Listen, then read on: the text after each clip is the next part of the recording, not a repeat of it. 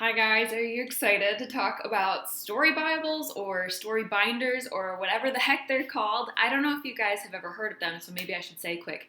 A story Bible or story binder is just a place where you basically compile everything about your story, like absolutely everything, into one place. That's really it. So it can be like even a notebook or a file on the computer. It truly does not matter. The idea is just to basically have all your stuff in one place. And I recently posted a picture on Instagram about my story binder. Let me just show you for a sec. Here it is. It's actually kind of ironic and appropriate that I'm wearing stripes because I love stripes and polka dots. So I resisted doing a story binder for a very long time. I finally gave in with my 4-book fantasy series because 4 books is a lot of information to keep track of. So I have in here, don't look at that, don't look at that. I'm just saving this sweet postcard from one of my patrons who is the best. Thank you, Nay. Little drawings that I've done. I'm probably going to post another video where I kind of showed you a little bit about my story binder. If I haven't already, just so you guys know, I'm filming videos ahead of time while we're doing this house sale because I don't know what's going to happen. So a lot of these videos are pre-filmed in case they go in a weird order. That's why. But anyway, just random things like pictures I found on Pinterest. And then I have the more legit part of the story binder, which is like a title page. And I don't want to show you too closely. I'll show you way back here. I got a table of contents with names of people, places, different terms in the book, and then the beat sheet from Save the Cat, a list of issues that I want to fix, a list of words that I like because I'm inserting some fun language stuff. But anyway, I'm going to close up my binder because this is 80-ish pages and growing. This is only some of them printed, and then I have more online in my Word file. But I just wanted to show you guys a template that I made based on this. So it's really simple. I'm going to actually take you to my screen in a second here and walk you through it and show you how I created the template for my story binder. And then I guess this is a bit of a spoiler, I am going to be giving this template away to anyone who's a patron. So if you guys don't already know, I pretty much talk about this in every video lately, but I have a Patreon or patron resource library on my Patreon page. So if you become a Patreon at a certain level and up, you get access to my resource library, and one of the things that you get access to is my story Bible template. Now, if I get a lot of comments below this video that you guys all really, really want it, I can also probably send it out just one time, a one-time only in my next newsletter. So if you're interested in that, do make sure to sign up for my newsletter below because, yeah, I probably will send it out just one time just for kicks and giggles because I think you guys will like it. I resisted doing this video for a while because my good friend Brittany Wang actually also has a story Bible, and I didn't want to step on her toes. I didn't want to steal her thunder. So I actually want to promote her in this video, and I'll put her link to her videos below. She has a paper version and a digital version of her story binder. I still haven't figured out what to call this thing. But basically, I think you can take from both our videos to see what we're including, what we think is important to kind of write down to remember in our story. The idea is basically my favorite example is, say you have a side character or a 30 and you're giving them distinct features like an eye color or a hair color or a limp or an eye patch, to quote Save the Cat. And then you get to editing after you've drafted, and maybe drafting has taken a long time, and you can't remember what you said. Seriously, this is a problem, a very common problem, because you're juggling a lot of information. And then not only that, but when you get to editing the 3rd, 4th, 5th, 6th, 7th draft, and so on, you can't remember what you changed it to. And maybe you changed it 3 or 4 times. Maybe you changed someone's name. You get the idea. So I'm gonna walk you through it from start to finish. This is the basic template, but like I said before, I filled mine out to 85 pages already so far and counting. So basically, I'm gonna walk you through how I use it, how I update it and change things, how to use the table of contents, which is really helpful. And yeah, let's dive in. This is my story binder or story Bible template. And I just want to walk you through all the different categories really quick. And then I just want to let you know that I have decided to send this out in my next newsletter. So make sure you check out the description box below to sign up for my newsletter. I will also make sure that I put a link to this on Patreon so that if you want to sign up and be a patron, it will be in the resource library for all of my patrons. So just so you know, this is something brand new that I'm working on, and I'm always adding to that resource library, which is so fun. But the Story Bible, just so you know, is something that's actually pretty common, but I haven't seen a lot of templates out there. So I kind of made this one with stuff that I want, but you can definitely make it your own. This is not like a standard. This is just like stuff that came to me. I know my friend Brittany Wang has a Story Bible with tons of different stuff in it, and probably some of the same stuff. If I went to look at it, I bet I would find some similar stuff. I'm going to link her video below as well, and I want you guys to go ahead and check that out and just see which one you really like. Okay, so just a quick overview. Obviously, you have your book title. I like to have a title page. I think it looks really pretty. And then you could open it and show people without giving away, your contents and all that fun stuff. This table of contents is clickable. So if you click on one, it'll take you to these headers. So it's actually, if you change these headers, you can update the table of contents and it will reflect everything that you currently have. So you can always be updating it, and this will update itself if you just right click it and you click update field and then entire table. It will reflect all the changes you've made in the headers specifically and in these subheaders. The next thing I do for my personal story binder is probably something I haven't really seen anywhere else, but I'm a very goal-oriented person. So I actually put in my deadlines, such as with this fantasy series that I'm writing, I actually have on my goals page, I have publishing date for book 1, 2, 3, and 4, like a general hopeful deadline. And I also include things like cover design deadline, blurb deadline, title deadline, like to figure out the title for the books and the series, and so on. So all the goals and deadlines you can see at a glance. And I like to have that at the beginning, but you could put all of these pages wherever you want. Currently, the next thing I have is the people. So this is just a character list. I like to have one page where I actually list out all the character names. So this is actually like 3 pages long in my template. And it's just literally jotting down notes of the names that I've used, because I do not want to forget whose names I've used. But then I'm going to actually zoom in here so we can look a little closer. After I have like a bullet list of all the names, I go in more detail. So you can actually edit this. So let's say character number 1, and you'd put like their name here, like not character number 1, but their actual name. And then info about them. So I just have a general checklist of things that I like to do. Sometimes I fill it in, sometimes I don't, sometimes I add to it. And then you can see there's a little instruction on how to update the image. So for example, I'm trying not to reveal too much here, so I'm going to go ahead and choose this one, but pretend that, I had what a character looked like from Pinterest and I want to replace it. That's how you do that. Then I also have just a little notes on how you might need to, shrink it if necessary to make it fit. But these are already wrapped text and all that jazz. So I just kind of like give a little note on how to make it work if you're having trouble. So this could be main character name.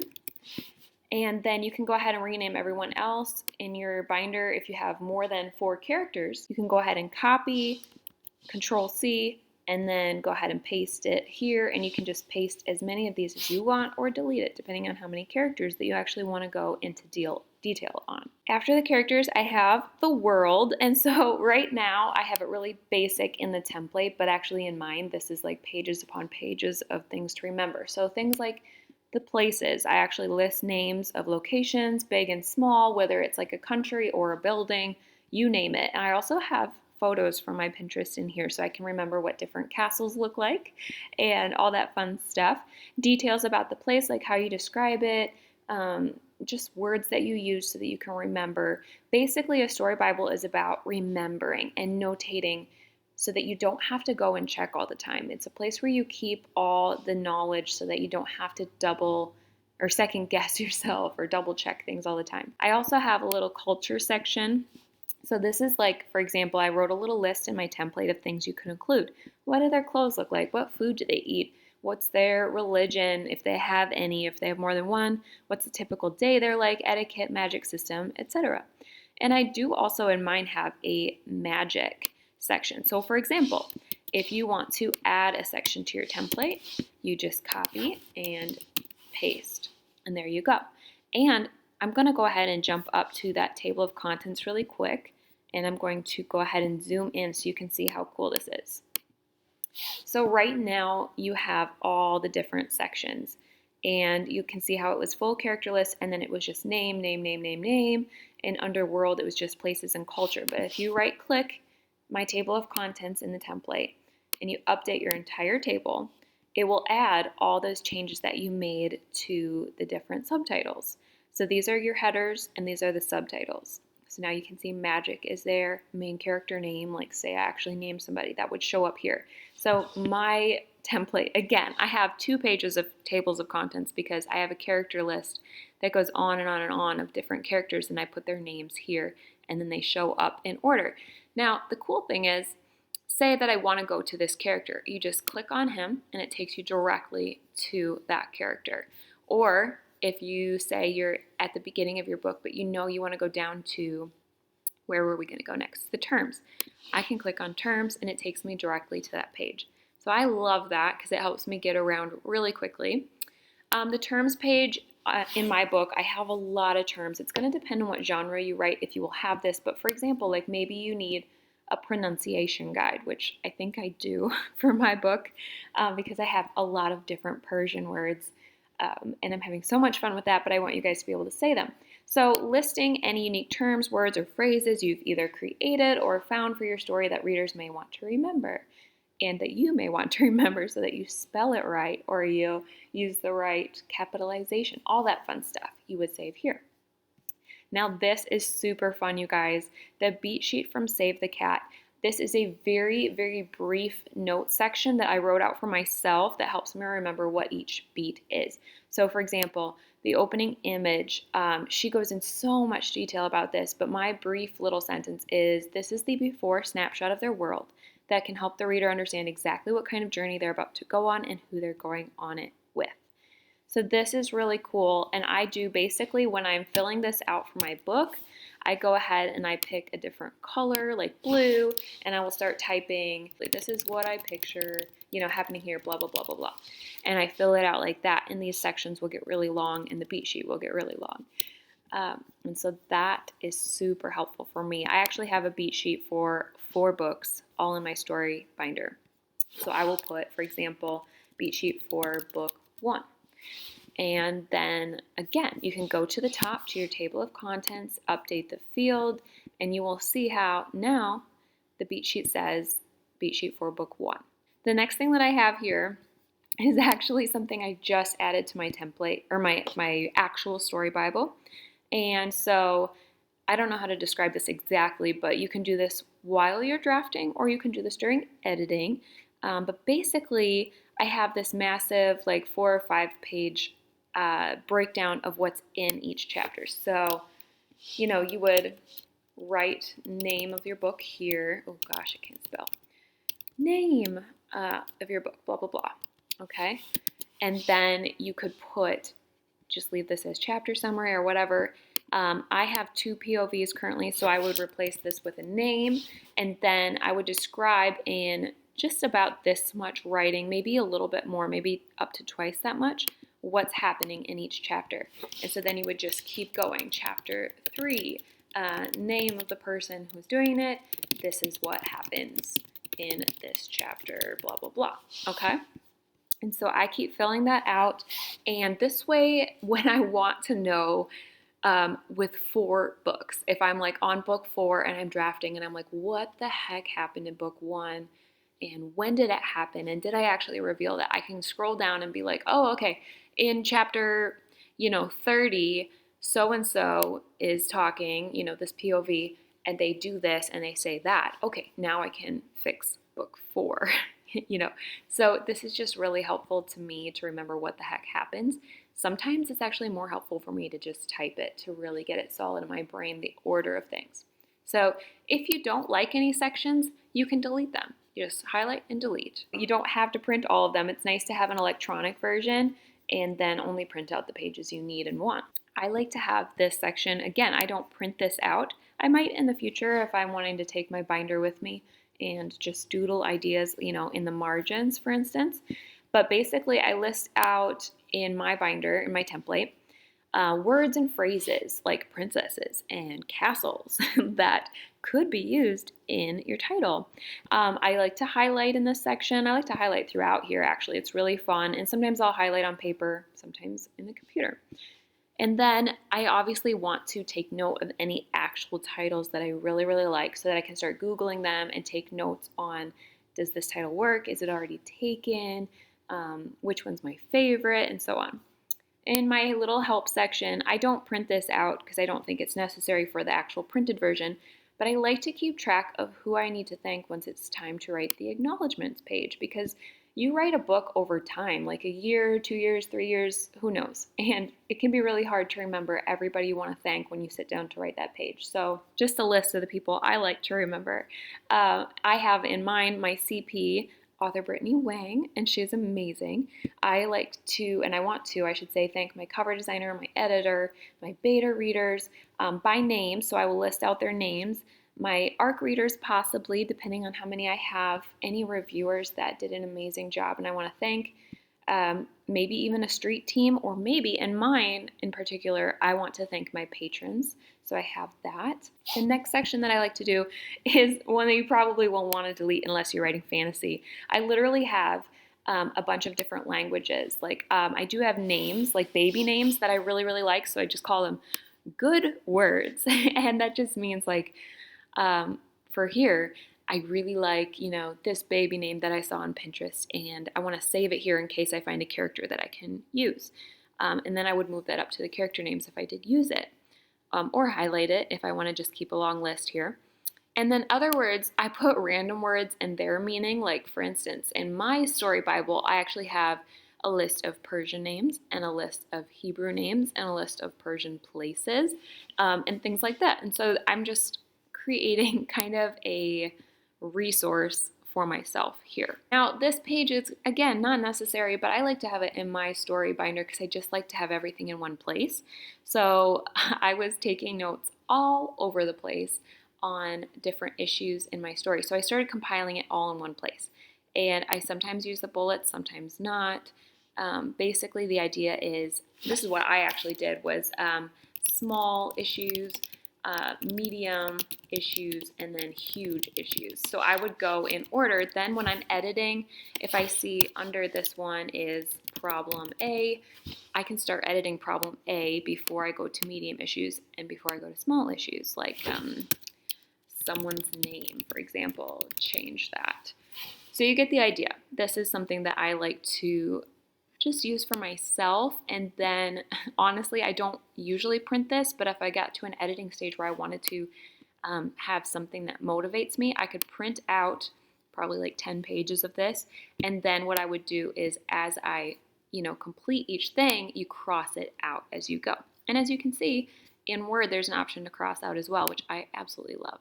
And that's it. That's my last thing.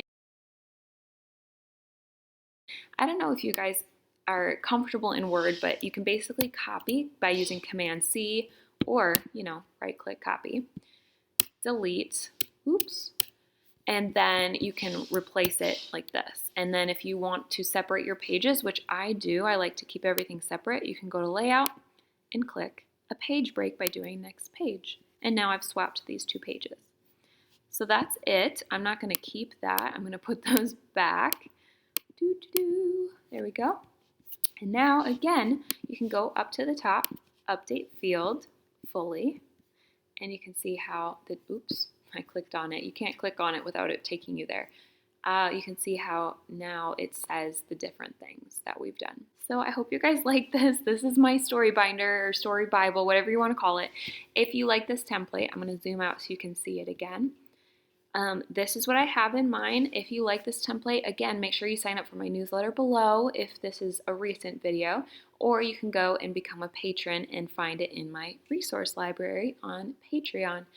I really hope you guys liked this video. Give it a thumbs up if you did, and definitely comment below if there's something else that I could include in my story Bible that I missed, or if you really like something that you didn't think to include for yours. So I really hope you enjoyed it, and I'll talk to you guys again next week. Bye!